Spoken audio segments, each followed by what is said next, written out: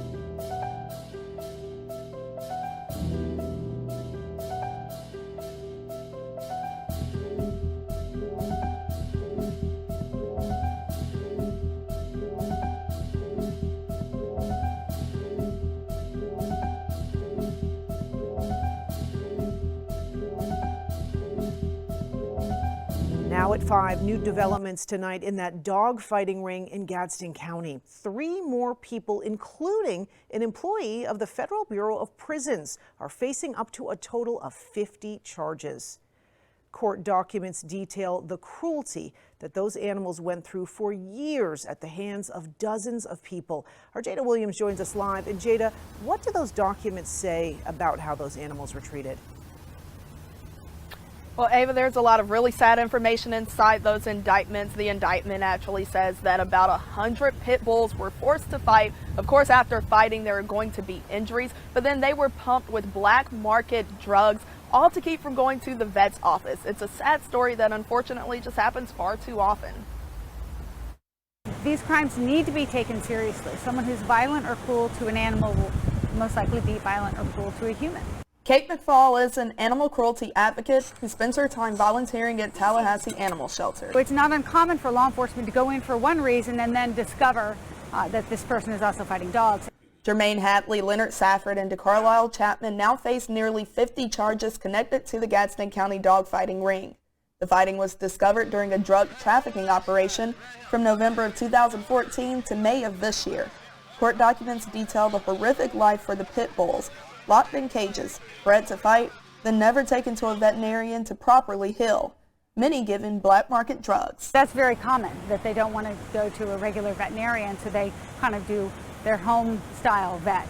While the animals will likely have limps and scars from the years of abuse, McFall says the biggest challenge for those recovered animals is getting used to a normal life. And I did meet a few of the dogs that were in the care of the Leon County Humane Society that came from that Gadsden County case.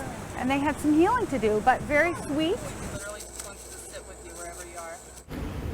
Hadley, Safford, and Chapman will go to trial in February. If they're found guilty, they face 5 years per count and also a charge of $250,000 that's per count. Reporting live, Jada Williams, ABC 27. Yo, we back. It's your boy Popalot. Mobb ties. We on our way to Florida with it. Tallahassee. Gadsden County to be exact.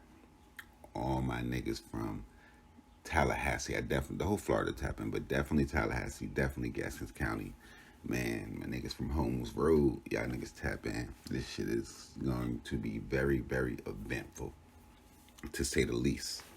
Now, today, we're going to be covering a guy by the name of Jermaine Tank Hadley, but I almost want to call him Nine Lives, to be honest, because this shit crazy.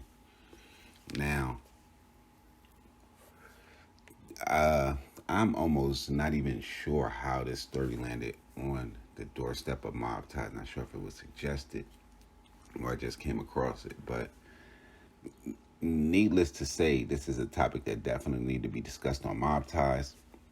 I'm kind of going to start by the first video that we watched. If anybody kind of remember, a few years back, Mike Vick was fighting for his life.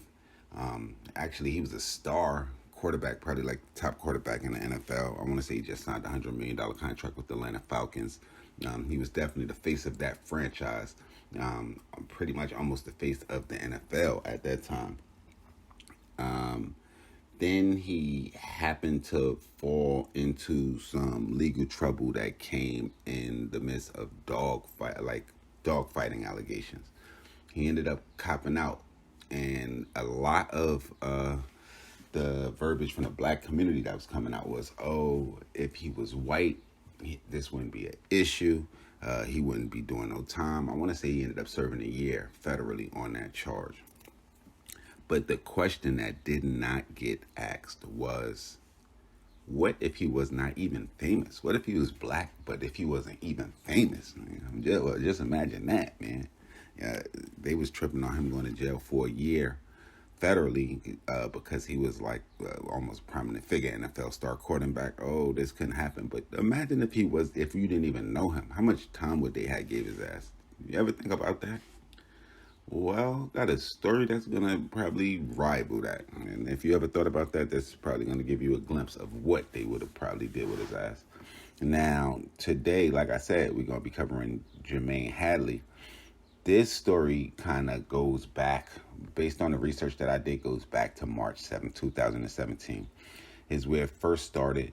Is where Gadsden County Sheriff's Office was investigating a shooting that sent a man to the hospital. And this was at 11:27 a.m. on a Monday. So this was prime time during the work week.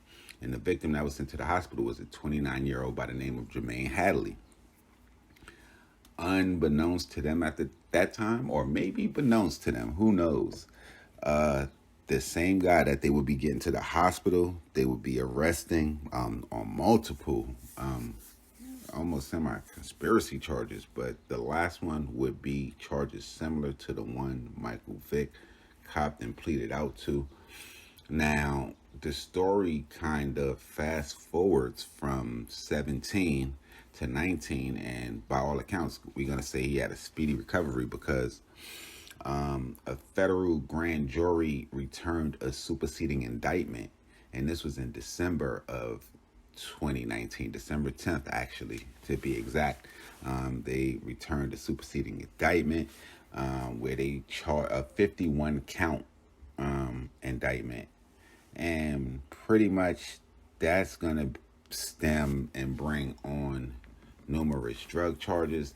I seen that it looked like it was handed down in 19, and subsequently he would end up being found guilty in 21, along with a slew of other people, and they were convicted on drug charges. According to the government, they're going to say that Hadley led a drug trafficking organization that supplied multiple sources in Georgia, Louisiana, Texas, from which he had his associates distribute narcotics throughout the Northern District of Florida. The narcotics distribution network involved members in Gaskins County, Florida's 424 criminal street gang.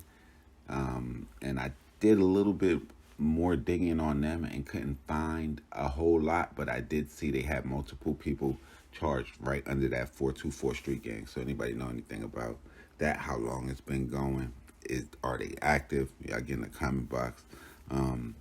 And they're gonna say, in addition to the drug charges, Hadley and his associates coordinated and conducted numerous dogfighting matches where the animals were often made to fight to death as the participants paid to watch and gambled on the outcomes. So the investigation resulted in the seizure of multi-kilogram quantities of methamphetamine, cocaine, MDMA, marijuana, numerous firearms, large sums of U.S. currency, and as well as the rescue and rehabilitation of over 100 fighting dogs.